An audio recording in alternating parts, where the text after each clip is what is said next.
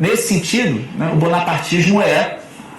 uma forma de regime político em que a burguesia não governa diretamente, não governa a partir das suas representações políticas tradicionais, não governa a partir, não domina a partir dos seus partidos, que apresentam ideias, conseguem maiorias, são partidos atuando numa esfera do regime democrático, que conhece e reconhece direitos, portanto produz consenso a partir desses direitos e incorpora a classe trabalhadora de uma forma que combine coerção e consenso de forma controlada. Não. Agora, nesse momento, a gente está falando de uma burocracia civil-militar, de uma máquina burocrática que adquire uma autonomia em relação a esses partidos, muitas vezes suprime esses partidos, né, e vai se apresentar ele, Estado, ele, núcleo duro, burocrático, militar, muitas vezes capitaneado, né, chefiado por uma liderança carismática, civil ou militar, que vai se apresentar como representante geral da nação, como o lídimo, o único legítimo intérprete das massas populares e do conjunto da população,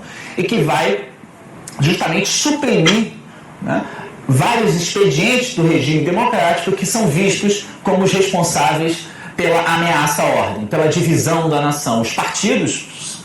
muitas vezes são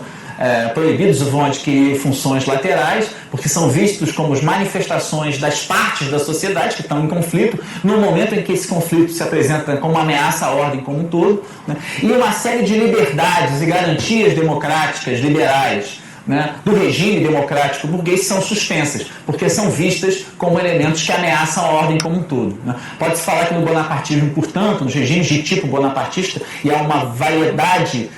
significativa de formatações bonapartistas ao longo da história, desde pelo menos o regime, melhor dizendo, do Napoleão III, do Luiz Bonaparte, a partir do golpe de Estado de 2 de dezembro de 1851 na França, até as variantes de esquerda semidemocráticas que tiveram vigência na América Latina nos anos 30, 40, 50, a gente pode pensar no cardenismo, no peronismo, ou mesmo em alguns momentos do varguismo, como também variações bonapartistas de tipo fascistizante, né? O próprio varguismo a partir de 35, 37, e Fulgêncio Batista, e de certa forma as ditaduras militares tecnocráticas que vigoraram no Cone Sul a partir dos anos 60 e 70. Ora, no bonapartismo pode-se falar, portanto, de uma burguesia que, para garantir os interesses econômicos fundamentais, para garantir a vigência da ordem social na qual ela é a classe dominante, abdica das funções de domínio político direto, abre mão da função de dirigir politicamente a nação em nome da garantia dos seus interesses econômicos. Se curva ela também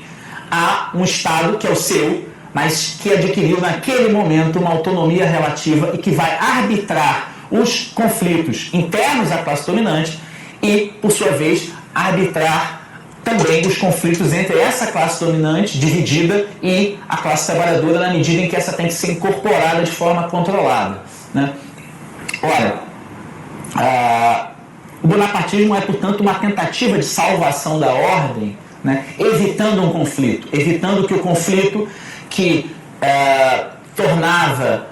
a sociedade burguesa sob uma dominação democrática liberal ameaçada, conturbada, né, em processo de convulsão social, que isso possa ser interrompido, né, em nome de uma paz social na qual alguns direitos e liberdades são suspensas, na qual uma repressão maior seletiva sobre elementos da vanguarda dos setores rebeldes da classe trabalhadora e alguns setores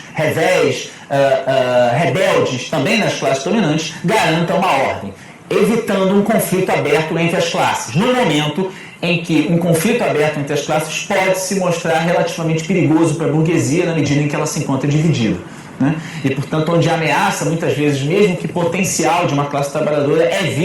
lida pelas classes dominantes como uma ameaça cada vez mais real e perigosa.